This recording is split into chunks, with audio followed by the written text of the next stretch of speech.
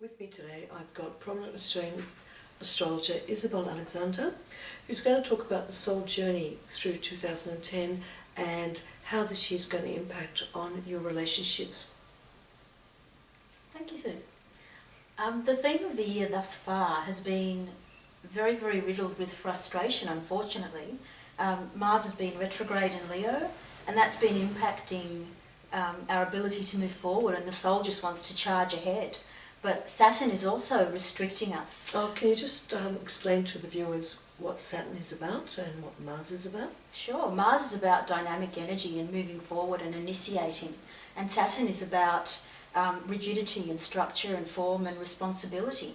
So Saturn in the sign of Libra, which is a relational sign, has caused us to go within and really nut out what we want in relationships and how we're going to be able to have that in our inner selves, and also how we relate to other people. Unfortunately, or fortunately for some, the inner process has been, we want to charge ahead but we're held back, and that's the interplay with the two.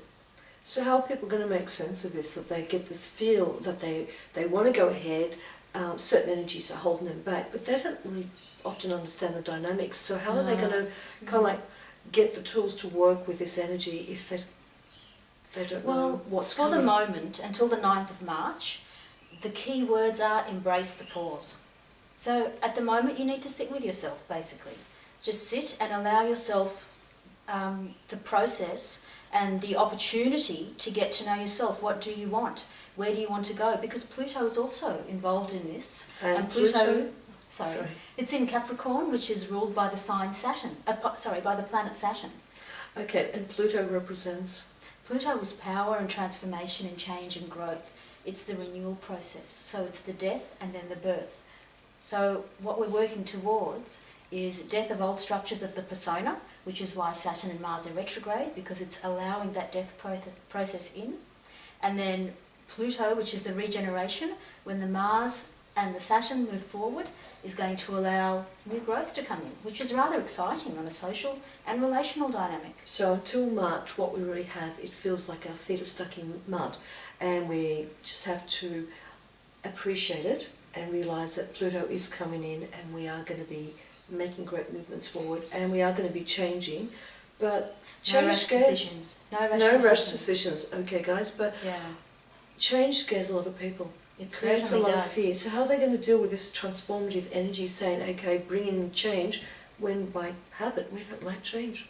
That's right. It's going to be a very, very new dynamic energy towards the end of the year specifically. And the best way to handle that is allow yourself to experience whatever it is you're experiencing, and allow yourself to put light into whatever situation. There's a power play. We're frustrated, we all want to get our points across, but this is the time to really sit still within yourself and have a deeper understanding of yourself, as opposed to trying to project your needs and your desires, which is very Mars orientated, towards other people.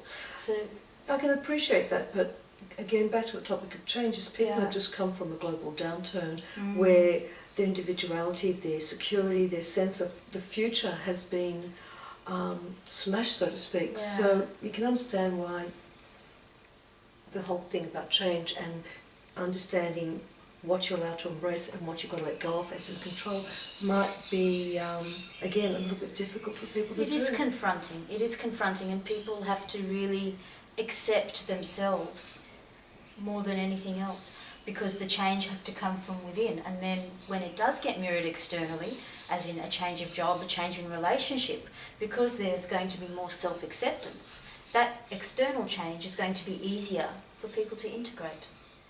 Okay. Yeah. So there's going to be a little bit more flow, although midway through the year, the energy at the moment is a little bit like a wave rolling.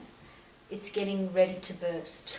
I know, I've been feeling it myself, but to me it feels like electricity cracking. You know, you can just feel that this energy is trying to snap through old paradigms, but because it's so electric, it does, you know, shake things up.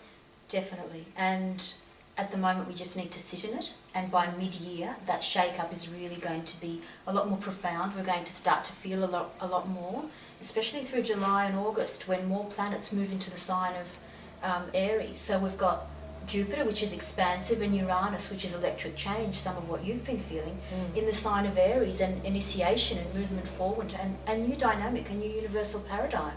But also it is, as you said, we have to do relationships differently. So our own personal relationships, our friends, how we deal with them, but also as a group, as a collective, even within nations, that dynamic has to be totally reworked, doesn't it? Absolutely, because unless you can be comfortable and content with who you are, how can you be effective in a relationship with others and in a world scene? And this is very much so, the energy of the group dynamic and how that group comes together as a whole being.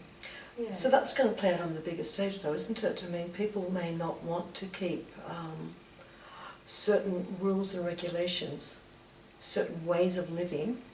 Yes, and they're the people actually who are going to be challenged the most at this time, because it is a time of prophetic change, So and very dynamic change. Out with the old, in with the new, Absolutely. and flow with it.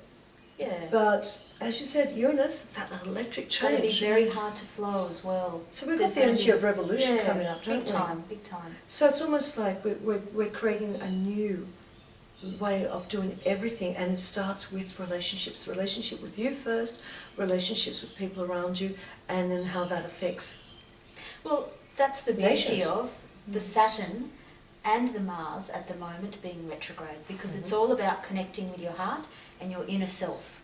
And then once you get that right, or maybe not right, but more, once you're more aware of that inner dynamic, you can be more aware of what you project outside of yourself and how the external is affecting you. Makes sense to me.